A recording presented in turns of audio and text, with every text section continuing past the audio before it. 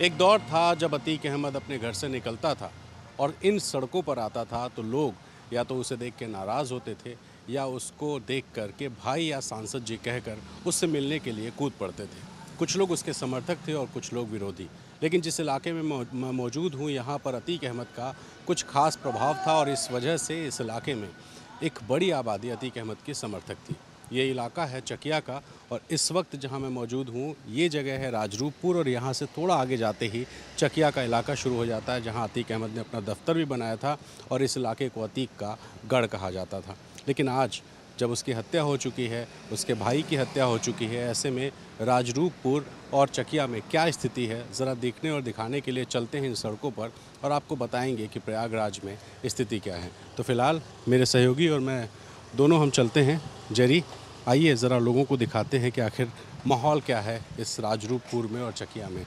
तो हमारे साथ आप ज़रा इन सड़कों को पहले देखिए, जहाँ पर सन्नाटा है और एक अघोषित कर्फ्यू है। अघोषित कर्फ्यू इसलिए क्योंकि धारा 144 लागू है और धारा 144 में कर्फ्यू नहीं होता है, बल्कि 144 में निषेधाज्ञा होती है। और निषेधाज्ञा का मतलब ये कि बहुत सारे ऐसे ऑर्डर्स होते हैं जिनको लोगों को फॉलो करना होता है, जैसे 5 लोगों से ज़्यादा इकट्ठा नहीं हो सकते और कोई हथियार लेकर के नहीं निकल सकता। लेकिन यहाँ पर स्थिति ये है कि प्रशासन आसपास तो कहीं नहीं दिखाई दे रहा है, लेकिन आप इन सड़कों को देखिए कि एक सन्नाटा है, एक अघोषित किस्म का कर्फ्यू है, दुकानें बंद हैं, लोग अपने घरों में हैं। और आम तौर पर जब आप प्रयागराज में दोपहर के वक्त इस इलाके में आएंगे तो काफ़ी चहल पहल होती है, क्योंकि कहते हैं कि प्रयागराज की सुबह ही 11 बजे के आसपास शुरू होती है और जो चहल पहल है वो दोपहर के से लेकर रात तक दिखती है। लेकिन आज स्थिति ये है कि इन सड़कों पर सन्नाटा पसरा है, सारी दुकानें बंद हैं। पुलिस की भी मौजूदगी कुछ जगहों पर है, गलियों के अंदर पुलिस की मौजूदगी है, कहीं कहीं पैरामिलिट्री फोर्सेस गश्त कर रहे हैं और लोगों को हिदायत दे रहे हैं कि बिना वजह लोग घरों से ना निकलें।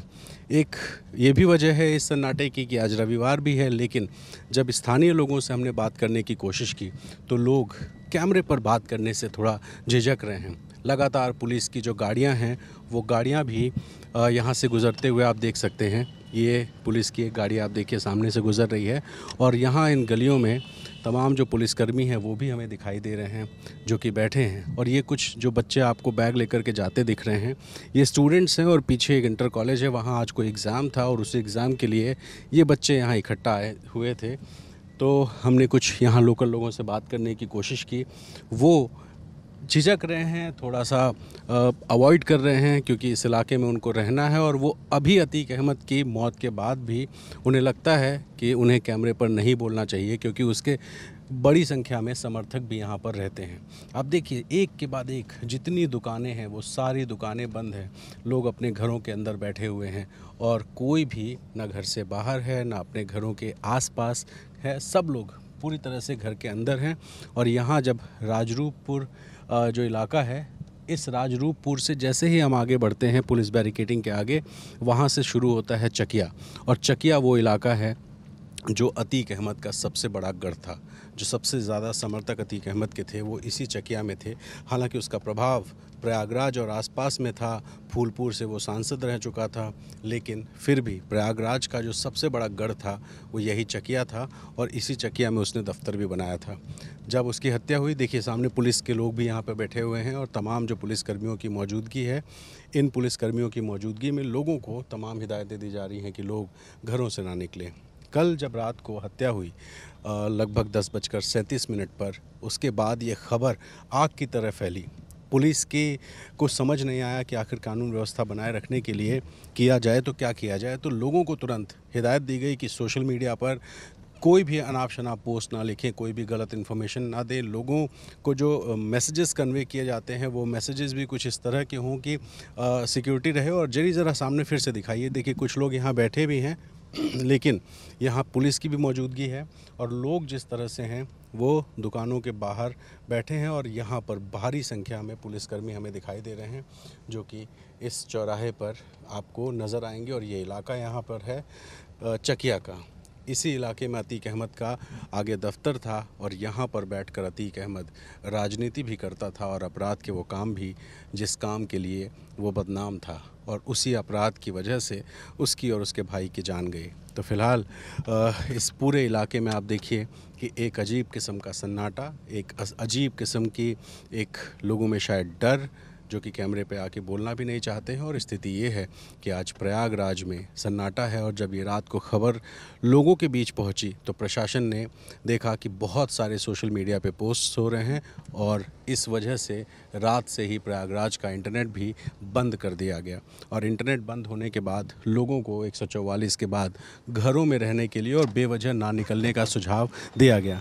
और अब जहां मैं पहुंचा हूं, ये जो जगह है ये इसलिए ख़ास है क्योंकि ये अतीक अहमद का दफ्तर हुआ करती थी और इस जगह को करीब 2 साल पहले योगी आदित्यनाथ सरकार ने गिरा दिया, ध्वस्त कर दिया। और इसी दफ्तर से जब पुलिस ने छानबीन की थी तो कैश और कुछ हथियार बरामद हुए थे, लगातार जांच चल रही थी। और ये जो खंडहर हुआ दफ्तर है ये अतीक अहमद पर हुई कार्रवाई की निशानी है। और इस दफ्तर के आसपास जब भी हम आते हैं तो पीछे काफ़ी बैटरी रिक्शाज़ यहाँ दिखती हैं, भीड़ भाड़ दिखती है, लोग दिखाई देते हैं।